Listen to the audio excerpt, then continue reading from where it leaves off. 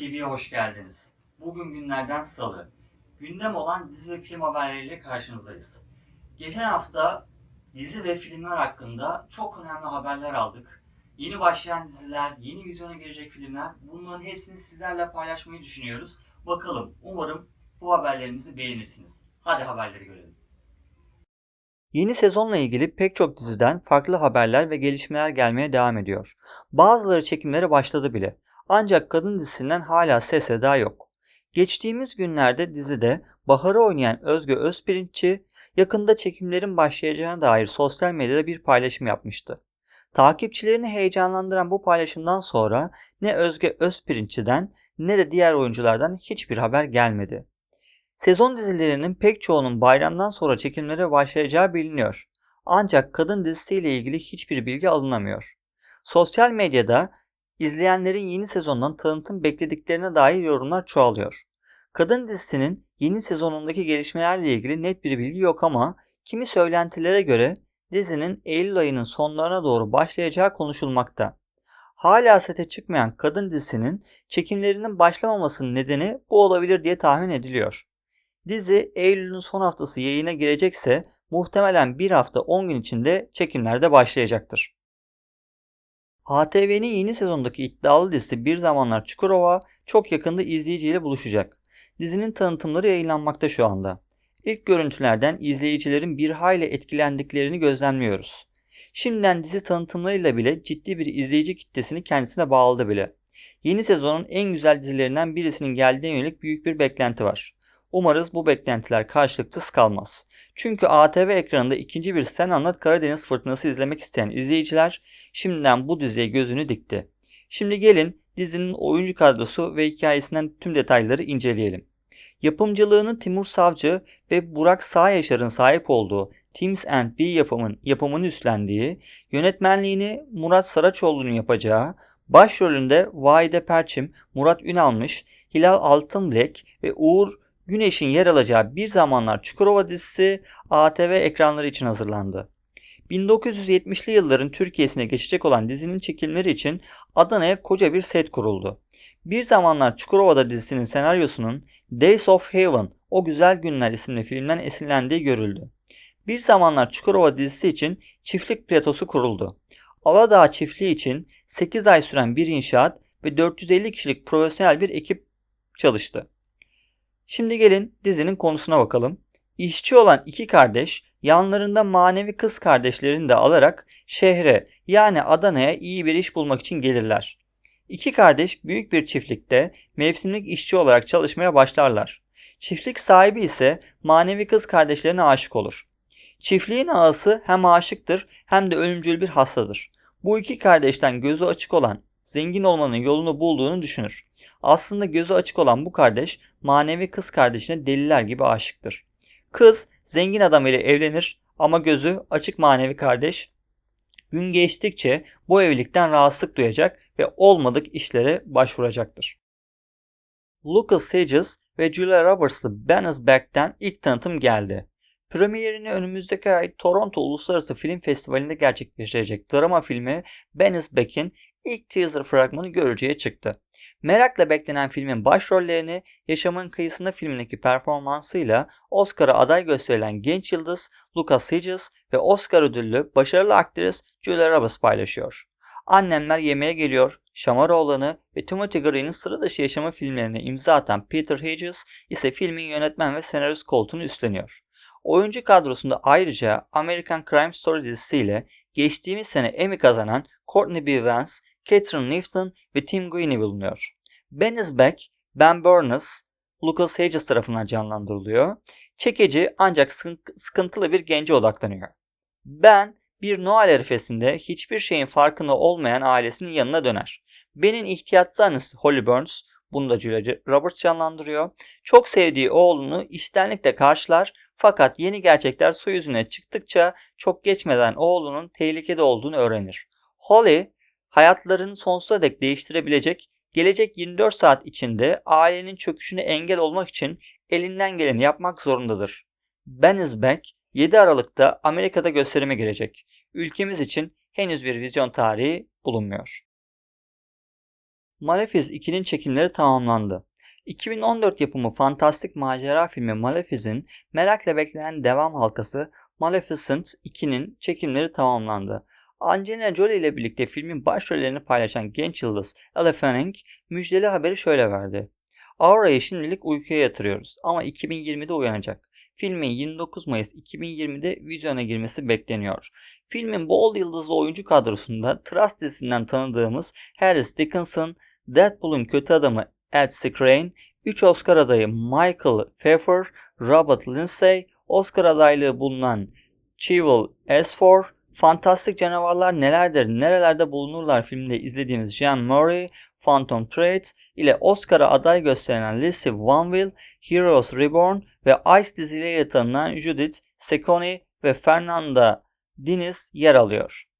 Filmin yönetmenliğini Karayip Korsanları serisinin son devam halkası olan Karayip Korsanları Salazar'ın İntikamı'nın yönetmeni Joachim Ronig üstlenirken senaryoya ilk filmin senaristi Linda Wolverton imza atıyor. Senaryonun yeniden yazımı ise Tom Cruise'lu bilim kurgu aksiyonu Yarının Sınırından'ın ve 24. Bond filmi Spectre'nin senaryosuna katkıda bulunan Chase Butterworth tarafından yapıldı. Hikaye detayları ise henüz bilinmiyor. Yasak Elma dizi setinde ilk büyük problem çıktı. Talat Bulut'un set çalışanını taciz ettiği iddiası, savcılığın delil yetersizliğinden takipsizlik vermesi, karşı tarafın üst mahkemeye başvurması, oyuncuların ve set ekibinin Bulut'un dönüşünden çok huzursuz olması. Kısaca şu ana kadar yaşanan konuları özetledik.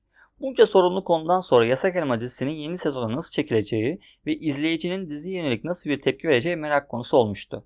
Setten gelen ilk bilgiler ise huzursuzluğun devam ettiği ve Talat Bulut'un istenmeyen kişilik konumuna geldiğini gösteriyor. Bulut'un diziye dönmesi ve yeni sezon çekimlerinin aksaması neden oldu. Yasak Elma oyuncuları Talat Bulut'la ilgili taciz suçlamaları hakkında takipsizlik kararı çıkmasına rağmen çekimlerin bir türlü başlamamasından şikayetçi. İlk olarak 12 ardından 20 Ağustos'a ertelenen çekim ay sonu gelmesine rağmen gerçekleşmedi.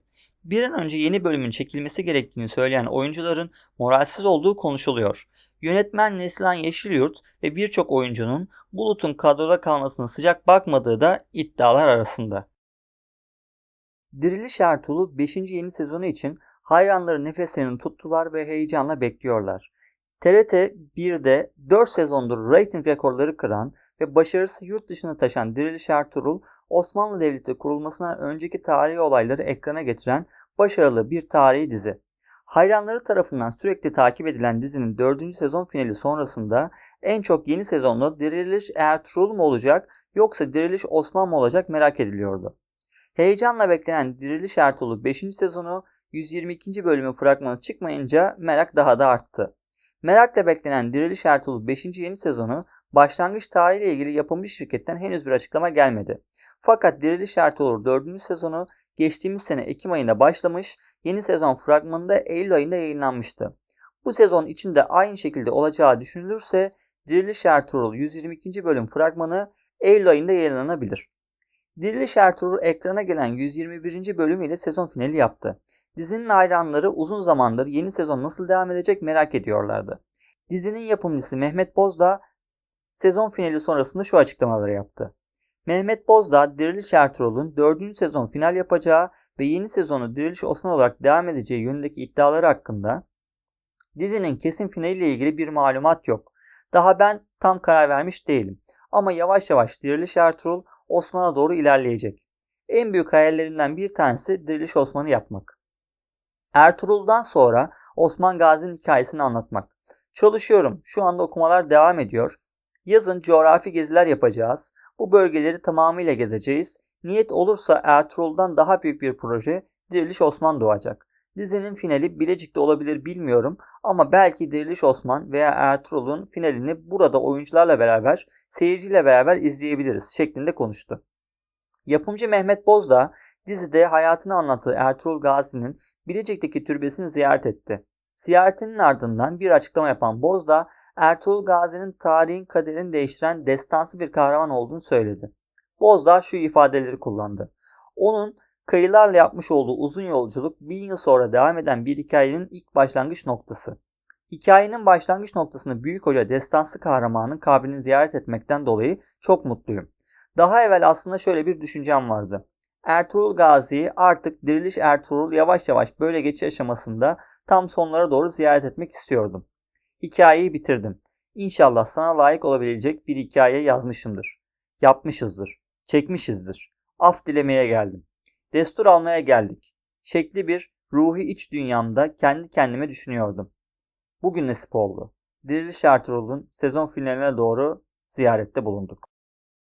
Uzun yıllardır sosyal medyada gerek samimiyeti, gerek yürekleri ağza getiren korkusuz mizansenleri, gerekse içtenliğiyle takipçilerini kahkahaya boğan facia üçlü ekibi bu yaz beyaz perdede kendisinden bekleneni yapacak. Sefa Akındır, Mami Emen ve Emre Gül'ün başrollerini paylaştığı facia üçlü sinema filmi 24 Ağustos'ta sinemalardaki yerini aldı. Milyonların içini ısıtan samimi davranışları ve halkın komedi anlayışını filmde de izleyeceğiz gibi görülüyor. Filmde Deniz Oral, Hülya Şen, Yakup Yavru gibi usta oyuncular yer alırken Ömer Faruk Bostan, Ahmet Parlak ve Heyecan gibi sanatçılar da müziğiyle filme renk katıyor.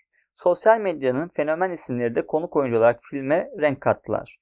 Nezdemir, Selçuk Büyük, Gizem Tan, Fırat Kaymak gibi birçok fenomen filmin kahkaha dozunu arttırdı. Adana ve Osmaniye çevresinde geçen film, üçlünün hayatlarının kesişmelerini konu alıyor.